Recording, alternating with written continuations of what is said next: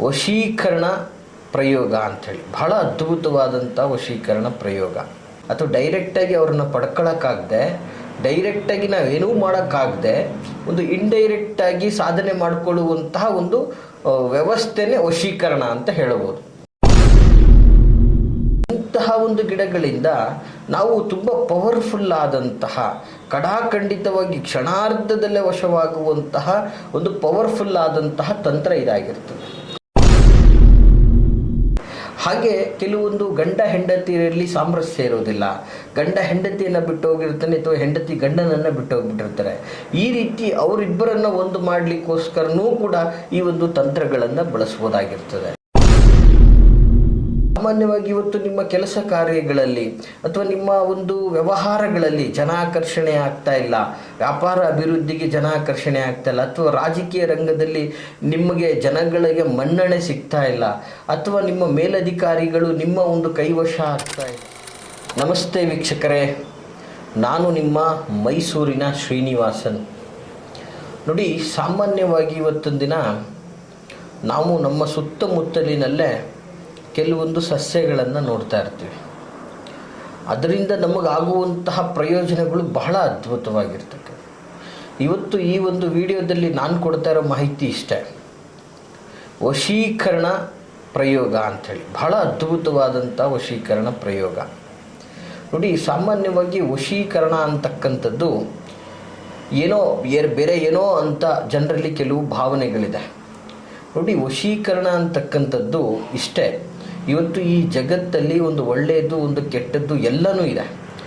ಈ ತಂತ್ರವನ್ನು ಒಳ್ಳೆಯದಕ್ಕೆ ಮಾತ್ರ ಬಳಸಬೇಕು. ನೋಡಿ, ಇವತ್ತೊಂದು ದಿನ ಈ ಒಂದು ಕೆಲವು ಬಲಾಢ್ಯರಾಗಿರ್ತಾರೆ, ಅಥವಾ ಇನ್ನೊಂದಿರುತ್ತೆ ಮತ್ತೊಂದಿರುತ್ತೆ, ನಮಗೆ ಒಂದು ಓಲೈಸಿಕೊಳ್ಳುವಂತಹ ಶಕ್ತಿ, ಅಂದರೆ ಡೈರೆಕ್ಟಾಗಿ ಹೇಳೋಕ್ಕಾಗದೆ ಅಥವಾ ಡೈರೆಕ್ಟಾಗಿ ಅವ್ರನ್ನ ಪಡ್ಕೊಳ್ಳೋಕ್ಕಾಗದೆ, ಡೈರೆಕ್ಟಾಗಿ ನಾವೇನೂ ಮಾಡೋಕ್ಕಾಗದೆ ಒಂದು ಇಂಡೈರೆಕ್ಟಾಗಿ ಸಾಧನೆ ಮಾಡಿಕೊಳ್ಳುವಂತಹ ಒಂದು ವ್ಯವಸ್ಥೆನೇ ವಶೀಕರಣ ಅಂತ ಹೇಳಬಹುದು. ತಪ್ಪಾಗಲಿಕ್ಕಿಲ್ಲ, ಅರ್ಧೈತಾ? ಇಂತಹ ಒಂದು ಪವರ್ಫುಲ್ ಆದಂತಹ ವಶೀಕರಣ ಅದು ಬಂದು ದಿನನಿತ್ಯ ನೀವು ನೋಡ್ತೀರಾ, ಈ ಮುಟ್ಟಿದರೆ ಮುನಿ ಸೊಪ್ಪು ಅಂಥೇಳಿ. ನೋಡಿ, ಸಾಮಾನ್ಯವಾಗಿ ನಿಮಗೆ ಎಲ್ಲ ಕಡೆ ಇದು ಕಂಡು ಬರುತ್ತೆ. ಬಹಳ ಅದ್ಭುತವಾದಂತಹ ಒಂದು ಮುಟ್ಟಿದ್ರೆ ಮುನಿ ಸೊಪ್ಪು ಅಂತಕ್ಕಂಥದ್ದನ್ನ, ಈ ಗಿಡ ಇದು ಒಂದು ರೀತಿ ಮುಳ್ಳಿನ ಜಾತಿಗೆ ಸೇರಿರ್ತಕ್ಕಂಥದ್ದು. ಇದನ್ನು ಮುಟ್ಟಿದ್ರೆ ಮುನಿ ಅಂತಲೂ ಕೂಡ ಹೇಳ್ತಾರೆ, ಅಥವಾ ನಾಚಿಕೆಯ ಮುಳ್ಳು ಗಿಡ ಅಂತಲೂ ಕೂಡ ಕರೀತಾರೆ. ಈ ಇನ್ನೊಂದು ರೀತಿಯಲ್ಲಿ ಹೇಳೋದಾದರೆ ಈ ಒಳಮುಚ್ಚುಕ ಅಂತಲೂ ಕೂಡ ಕರೀತಾರೆ. ಈ ರೀತಿಯಾಗಿ ಈ ಒಂದು ಗಿಡಕ್ಕೆ ಹೆಸರು ಇರತಕ್ಕಂಥದ್ದು. ಇದು ಸಾಮಾನ್ಯವಾಗಿ ಎಲ್ಲ ಕಡೆ ಬೆಳೆಯುತ್ತೆ. ಕೆಲವು ಕಡೆ ಇದರ ಒಂದು ಬೀಜಗಳು ಗಾಳಿಯಲ್ಲೇ ಹರಡಿ ಎಲ್ಲಿ ಬೇಕಲ್ಲಿ ಉತ್ಪತ್ತಿ ಆಗೋದ್ರಿಂದ ಇದೊಂದು ರೀತಿ ರಕ್ತ ಬೀಜಾಸುರನ ಸಂತತಿ ಅಂತಲೂ ಕೂಡ ಕರೀತಾರೆ. ಸೊ ಹೀಗೆ ಈ ಥರದ ಒಂದು ಹೆಸರುಗಳು ಆ ಒಂದು ಗಿಡಗಳಿಗೆ ಇರ್ತಕ್ಕಂಥದ್ದು. ನೋಡಿ, ಸಾಮಾನ್ಯವಾಗಿ ಇಂತಹ ಒಂದು ಗಿಡಗಳಿಂದ ನಾವು ತುಂಬ ಪವರ್ಫುಲ್ ಆದಂತಹ, ಕಡಾಖಂಡಿತವಾಗಿ ಕ್ಷಣಾರ್ಧದಲ್ಲೇ ವಶವಾಗುವಂತಹ ಒಂದು ಪವರ್ಫುಲ್ ಆದಂತಹ ತಂತ್ರ ಇದಾಗಿರ್ತದೆ. ನೋಡಿ ವೀಕ್ಷಕರೇ, ಈ ತಂತ್ರವನ್ನು ನಾನು ಆಗಲೇ ಹೇಳ್ದಂಗೆ ಬಹಳ ವಿಶೇಷವಾಗಿ ಶ್ರದ್ಧಾ ಭಕ್ತಿಪೂರ್ವಕವಾಗಿ ಒಳ್ಳೆಯದಕ್ಕೆ ಮಾತ್ರ ಬಳಸ್ಕೋಬೇಕಾಗ್ತದೆ. ಲೈಕ್ ಉದಾಹರಣೆ ಏನಪ್ಪ ಅಂತಂದರೆ, ಇವತ್ತು ನೀವು ಪ್ರೀತಿಸಿದಂಥವರನ್ನು ನೀವು ಪಡ್ಕೋಬೇಕು ಅನ್ನುವಂಥದ್ದಾದರೆ, ನೀವು ಇಷ್ಟಪಟ್ಟಂಥ ಸ್ತ್ರೀ ಅಥವಾ ಪುರುಷರನ್ನು ಪಡ್ಕೋಬೇಕು. ಇವತ್ತು ನೀವು ಡೈರೆಕ್ಟಾಗಿ ಹೇಳ್ಕೊಳ್ಳೋಕ್ಕಾಗ್ತಾ ಇಲ್ಲ, ನಿಮ್ಮ ಭಾವನೆಗಳನ್ನು ಹಂಚ್ಕೊಳ್ಳೋಕ್ಕಾಗ್ತಾ ಇಲ್ಲ, ಅಥವಾ ಹೇಳಿದ್ರೂ ಕೂಡ ಅವರು ನಿಮ್ಮ ಒಂದು ವ್ಯವಸ್ಥಿತವಾದ ರೀತಿಯಲ್ಲಿ ಬರ್ತಾ ಇಲ್ಲ. ಬಟ್ ನಿಮ್ಮ ಪ್ರೀತಿಯನ್ನು ಎಕ್ಸ್ಪೋಸ್ ಮಾಡಿ ಅವರೊಟ್ಟಿಗೆ ವಿವಾಹ ಮಾಡಿಕೊಳ್ಳುವಂತಹ ಥಾಟ್ ಇದ್ದರೆ ಈ ಕಾರ್ಯವನ್ನು ಮಾಡಬೇಕಾಗ್ತದೆ.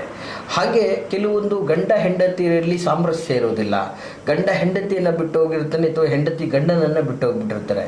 ಈ ರೀತಿ ಅವರಿಬ್ಬರನ್ನು ಒಂದು ಮಾಡಲಿಕ್ಕೋಸ್ಕರನೂ ಕೂಡ ಈ ಒಂದು ತಂತ್ರಗಳನ್ನು ಬಳಸ್ಬೋದಾಗಿರ್ತದೆ. ಮತ್ತು ವಿಶೇಷವಾಗಿ ಇದು ಬರೀ ಸ್ತ್ರೀ ಪುರುಷರಿಗೆ ಮಾತ್ರ ಸಂಬಂಧಪಟ್ಟಂಥದ್ದಲ್ಲ. ಇದು ಸಾಮಾನ್ಯವಾಗಿ ಇವತ್ತು ನಿಮ್ಮ ಕೆಲಸ ಕಾರ್ಯಗಳಲ್ಲಿ ಅಥವಾ ನಿಮ್ಮ ಒಂದು ವ್ಯವಹಾರಗಳಲ್ಲಿ ಜನಾಕರ್ಷಣೆ ಆಗ್ತಾ ಇಲ್ಲ, ವ್ಯಾಪಾರ ಅಭಿವೃದ್ಧಿಗೆ ಜನಾಕರ್ಷಣೆ ಆಗ್ತಾ ಇಲ್ಲ, ಅಥವಾ ರಾಜಕೀಯ ರಂಗದಲ್ಲಿ ನಿಮಗೆ ಜನಗಳಿಗೆ ಮನ್ನಣೆ ಸಿಗ್ತಾ ಇಲ್ಲ, ಅಥವಾ ನಿಮ್ಮ ಮೇಲಧಿಕಾರಿಗಳು ನಿಮ್ಮ ಒಂದು ಕೈವಶ ಆಗ್ತಾ ಇಲ್ಲ, ಅಥವಾ ವಿಶೇಷವಾಗಿ ಇವತ್ತು ನೀವೊಂದು ಜಾಗ, ಜಮೀನು, ಆಸ್ತಿ ಇನ್ನೊಂದು ಮತ್ತೊಂದು ತೆಗೆದುಕೊಂಡಿರ್ತೀರ, ಅದು ನಿಮ್ಮ ಕೈ ಸೇರ್ತಾ ಇಲ್ಲ. ಅಥವಾ ನಿಮ್ಮ ಜಾಗ ಅಕ್ಕಪಕ್ಕದಲ್ಲಿ ಇರ್ತಕ್ಕಂಥವನು ನಿಮಗೆ ದಾರಿ ಕೊಡದೆ ತೊಂದರೆಯನ್ನು ಕೊಡ್ತಾ ಇರ್ತಾನೆ, ಇನ್ನೊಂದೇನೋ ಮಾಡ್ತಾ ಇರ್ತಾನೆ.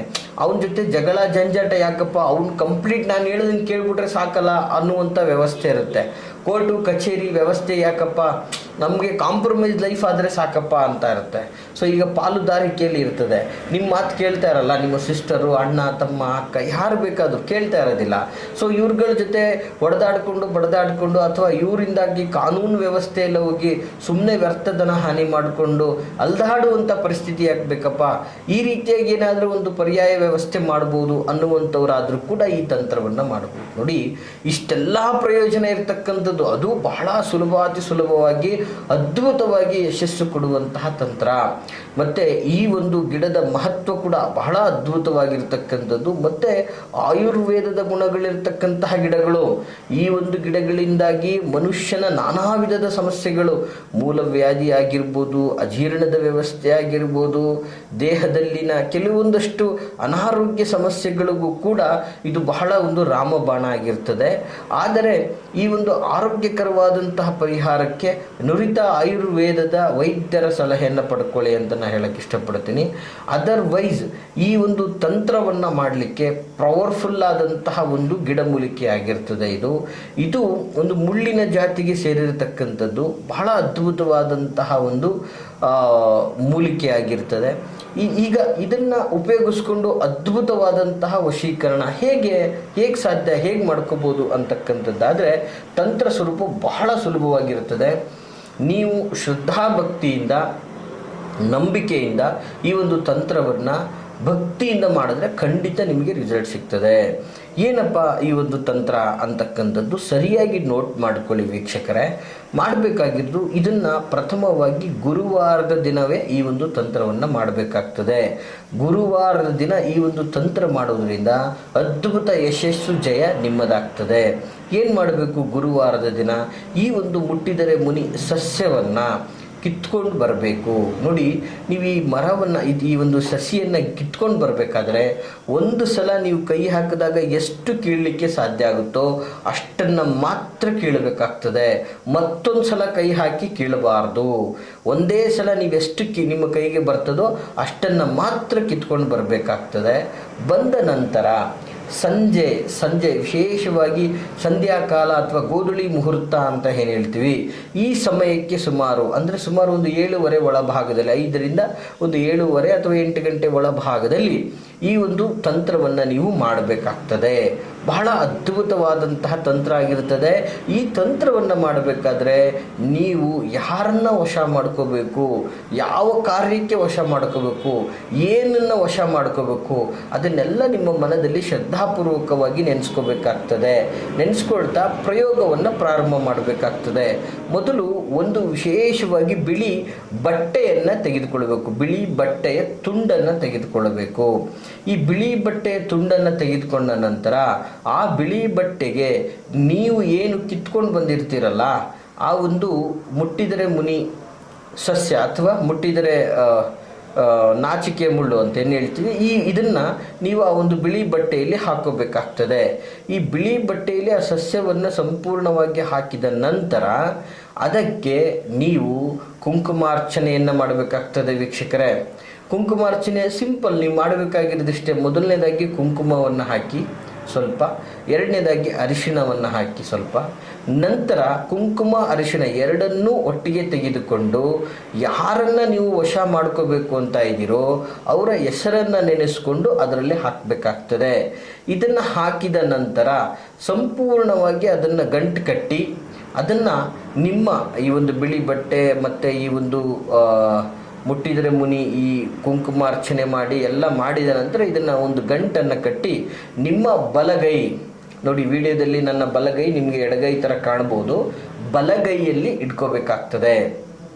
ಬಲಗೈಯಲ್ಲಿ ಸಂಪೂರ್ಣವಾಗಿ ಈ ಒಂದು ಕಟ್ಟನ್ನು ಇಟ್ಕೊಂಡು, ಗಂಟನ್ನು ಇಟ್ಕೊಂಡು ಈ ಒಂದು ಮಂತ್ರವನ್ನು, ಬಹಳ ವಿಶೇಷವಾದಂತಹ ಒಂದು ಬೀಜಾಕ್ಷರಗಳಿದು, ಈ ಒಂದು 3 ಬೀಜಾಕ್ಷರಗಳನ್ನು ವಿಶೇಷವಾಗಿ ನೀವು ಯಾರನ್ನ ವಶ ಮಾಡ್ಕೋಬೇಕು ಅಂತ ಇದ್ದೀರೋ ಆ ವ್ಯಕ್ತಿಯ ಹೆಸರನ್ನು ನೆನೆಸ್ಕೊಂಡು ಓಂ ನಮೋ ಆಕರ್ಷಣಾಯ ತ್ರೀಂ ತ್ರೀಂ ತ್ರೀಂ ಸ್ವಾಹ, ಹೀಗೆ ಏನು ಹೇಳಿ, ಓಂ ನಮೋ ಆಕರ್ಷಣಾಯ ತ್ರೀಂ ತ್ರೀಂ ತ್ರೀಂ ಸ್ವಾಹ ಅಂತ ಹೇಳಿ ಸುಮಾರು 21 ಸಲ ಮಂತ್ರವನ್ನು ಜಪಿಸಬೇಕಾಗ್ತದೆ.